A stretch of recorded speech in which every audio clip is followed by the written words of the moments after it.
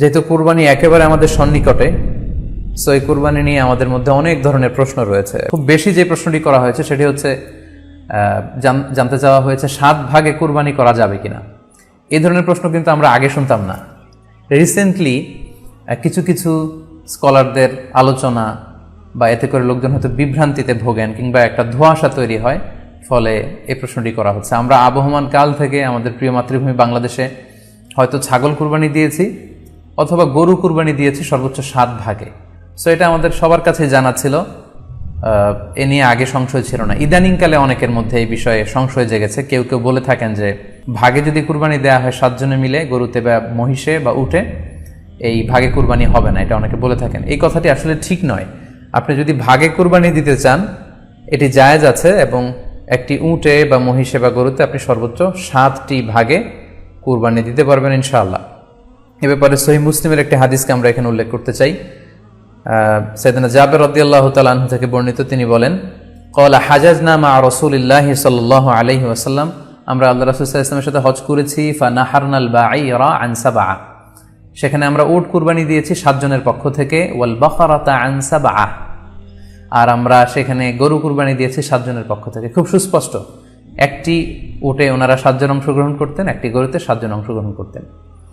তো এই হাদিসের আলোকে অনেকে বলে থাকেন যে এটি হজের সময়, সফরের সময়, কিন্তু মুকিম অবস্থায় 7 ভাগে দেয়া যায় না। আসলে এই কথাটিও ঠিক নয়, কারণ সুনানে আবু দাউদের আরেকটি হাদিসে এসেছে যেখানে আল্লাহ রাসূল সাল্লাল্লাহু আলাইহি ওয়াসাল্লাম সুস্পষ্ট বলেছেন, সেখানে হজ বা কোনো সফরের উল্লেখ নেই। সেটা হচ্ছে জেনারেল স্টেটমেন্ট, অর্থাৎ আল বাকারাতু আন সাবআ, গরুতে সর্বোচ্চ 7 অংশ দিয়ে কুরবানি দেয়া যায়।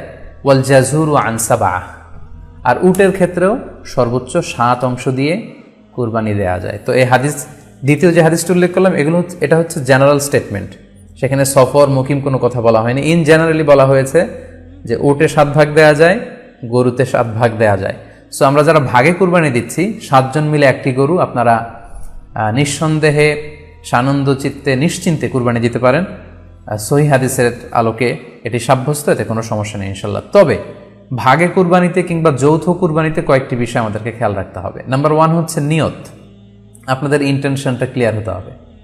প্রত্যেকেরই যাতে একই ইন্টেনশন থাকে, সবারই যাতে ইন্টেনশন থাকে যে শুধুমাত্র আল্লাহ তাআলার সন্তুষ্টির জন্য আমরা এই কুরবানি দিচ্ছি।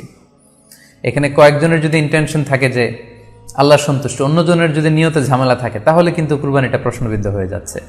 কারণ ইন্নামাল আমালু বিন্নিয়াত, ইয়ানি ইন্নামা সাওয়াবুল আমালি বিন্নিয়াত, সমস্ত কাজের প্রতিদান দেয়া হবে আপনার ইন্টেনশন বা নিয়তের উপর ভিত্তি করে। সো এজন্য যারা খুব বেশি মুখলেস, খুব বেশি মুত্তাকি, তারা অনেক সময় যৌথ কুরবানি দিতে চান না। তাদের সামর্থ্য না থাকলে ছোট একটা ছাগল দিয়ে তারা একাকি কুরবানি দিতে চান। এটা safe, he want to be in the safer side. কারণ যৌথ কুরবানি দিতে দিতে যে কার মনে কি চিন্তা, কার মনে কি নিয়ত, আমরা কিন্তু কিছু জানি না। সো যদি যৌথ কুরবানি দেন, কুরবানির আগে সবাইকে এটা কনসার্ন করে দেয়, রিমাইন্ডার দেয়া যে ভাই আমাদের কুরবানিটা হবে শুধুমাত্র কেবলমাত্র আল্লাহ তাআলা সন্তুষ্টির জন্য, অন্য কোনো নিয়ত যেন না থাকে, তাহলে কিন্তু আমাদের কুরবানি বরবাদ হয়ে যাবে। এটা হচ্ছে প্রথম কনসার্ন।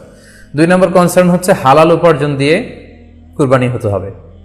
যৌথ কুরবানিতে কেউ কেউ যদি এমন থাকে যাদের উপার্জন হালাল না, সেই কুরবানি কিন্তু আল্লাহ তাআলার দরবারে কবুল হবে না।